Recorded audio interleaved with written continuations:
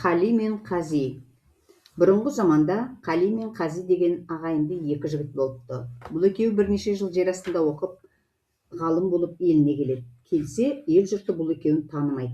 Екеуінің де тырнақ, шаштары алынбапты, денелерін түк қаптап кеткен, үсті басы жуылмаған, бет әлпетінен адам қорқарлық екен. Ел жұрты Қали мен Қази екеуін де маңайға жолатпай елден қуады. Екеуі елге сыя алмаған соң бір дарияға барып, Қали балық болып жүзіп кетеді де, Қази құс болып ұшып кетеді. Сол кеттен екеуі мол кетіп, Қали сумен жүзіп отырып бір шаһардың шетінен шығады. Сонымен Қали сол барған шаһарын аралап жүрсе, бір кемпір нан сатып отыр екен. Қали келеді де кемпірге қарап тұрады. Кемпірдің нанының дәмі де түсі де жаман болғандықтан оны алушы болмайды. Ол өте жарлы, бала-шағасы жоқ, жалғыз кемпір екен. Қали тұрып кемпірге: "Шеше, наныңды маған бер, мен сатып берейін, өзің жанымда тұр" дейді. Сонымен кемпір нанын Қалиға беріп, өзі жанына қарап тұрады. Қали өзі жер астында оқыған өнер ғылымын қолданып, нанды әппақ тәп-тәтті қылып жібереді. Сол базарда мұның нанынан артық нан болмай, базардағы бүкіл жұрт мұның нанына жабылады. Қали сол кемпірге бала болып күнде нан сататын болады. Наны қымбат бағамен өтеді де, кемпір ауқатты бола бастайды.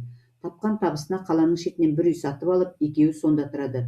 Бір күні Қали нан сатып тұрса, сол шаһардағы хан қызының нөкер қыздары келеді.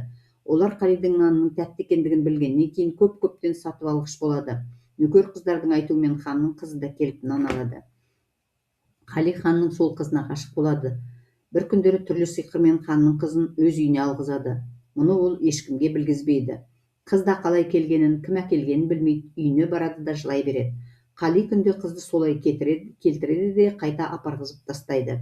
Қыздың осындай бас айналып жүргенін естіп, мұның кіммен болғанын білу үшін хан қызына: "Барған үйіңе кебісіңді тастап кет, оны басқа адамға көрсетпей өзің ғана біл" дейді.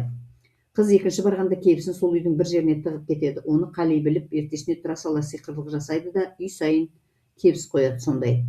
Ертеңіне хан қызын қасына өзінің уәзірін қосып іздесе, үй сайын сондай кебіс қаптап кеткен. Мұның кімнен екенін тағы да айыра алмайды. Хан қызына: "Сол барған үйінің қақпасын бояп кет" дейді.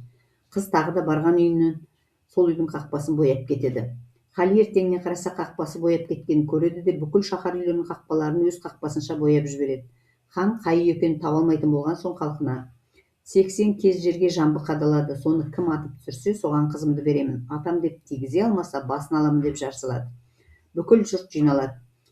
80 кез жоғары тұрған жамбыны атып түсіруге ешкімнің батылы бармайды. Сол кезде Қали жетіп келеді де, садағын алып жамбыны атып түсіреді. Хан уәдесі бойынша қызын Қалиға қосады. Бұл осымен тұра тұрсын, енді Қазиға келейік. Қази сол кеткеннен мол кетіп, бір жақтағы ханның қолына барады.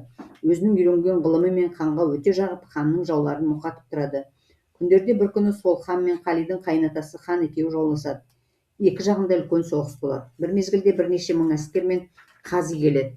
Алдынан бірнеше мың әскермен Қали шығады. Екеуі бірін-бірі танымай әбден соғысады. Ұзақ уақыт соғысып, бірін-бірі жеңе алмайды. Ақырында Қали өз әскерін тарғып жіберген екен.